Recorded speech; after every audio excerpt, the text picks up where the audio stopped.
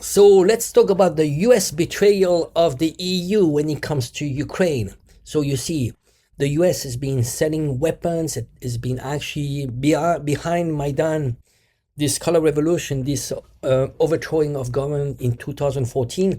And they were actively involved into the war with the Biden administration. And now clearly Trump is ditching completely the EU. So here are the list of the US betrayal of the EU in just a few points. There's a policy shift. The US under Trump signaled unilateral peace talks bypassing US allies, meaning that basically Ukraine is not going to be sitting at the same table, neither the EU. So that means, this is like the adults around the table, Trump and Putin.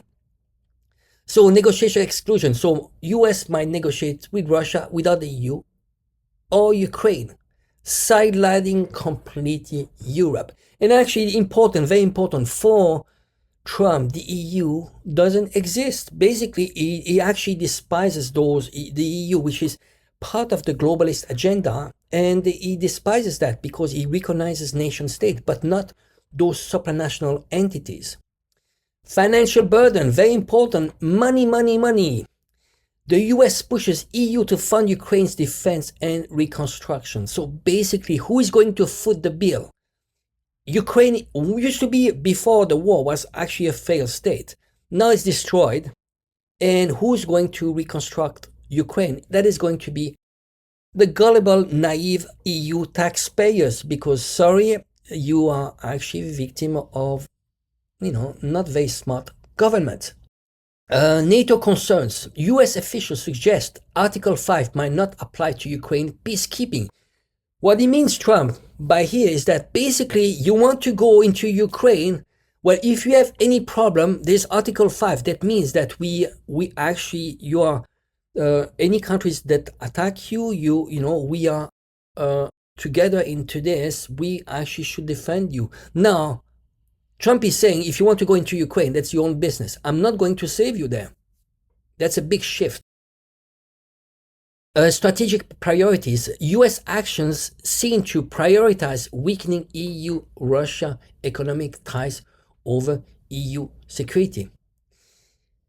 So basically, there's a priority there's been always a priority into weakening the ties between EU and Russia. This is actually the divide and control that the US has done. So you see, what they wanted to do was to decouple completely Europe with Russia, and ultimately to make Europe completely dependent on the US, especially when it comes to energy. So now the cheap energy that was sourced from Russia is being bought with LNG from the US at more expensive price.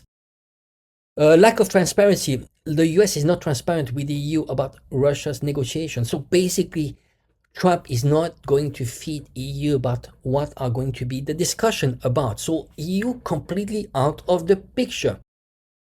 Now, economic impact.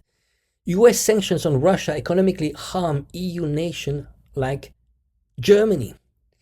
So you see what happened. The US has been putting pressure on Europe, and especially Europe was very dependent on Russia gas, especially Germany, and everything that the US has imposed upon Europe has actually cost Europe a lot of money.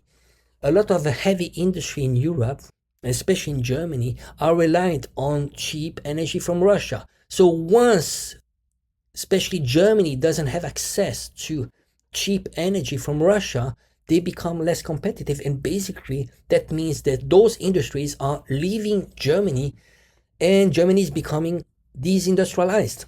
Peacekeeping absence. US opt out of peacekeeping, leaving it to Europe. So later on, if there's a peacekeeping force, the US is saying clearly, this is not my business. So it's part of the America First of some type of disengagement, but it's very pragmatic. Basically, there's a cost there, and the US and under Trump is not willing to foot the bill. EU divisions. US policies contribute to EU internal divisions on sanctions and support.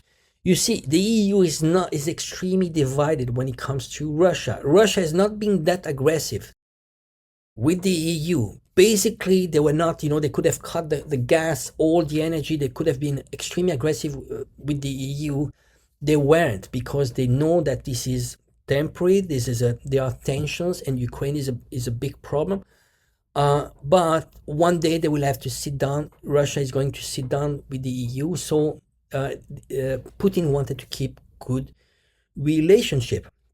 So this is why you had a few countries in Europe, especially Hungary, that wanted to keep ties with Russia, because they were more. It's about maturity, less ideology, and thinking over time. You see, after 3 years, now they're sitting down at the table, and that means there's a chance for peace. And once peace is there, when we are going to trade again together.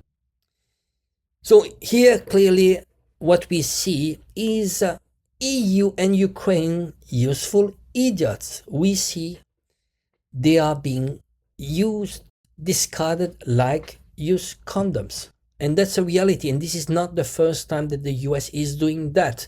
So we see naive politicians, leaders in the EU that are actually going to pay a heavy price. And sadly, European taxpayers are going to suffer out of this, because the cost of reconstruction of Ukraine and all the problems linked with Ukraine with these neo-Nazi elements are going to stay within Europe. And I wouldn't be surprised that there might be some one day the terrorism linked to Ukraine or neo-Nazi elements that are going to hit back Europe.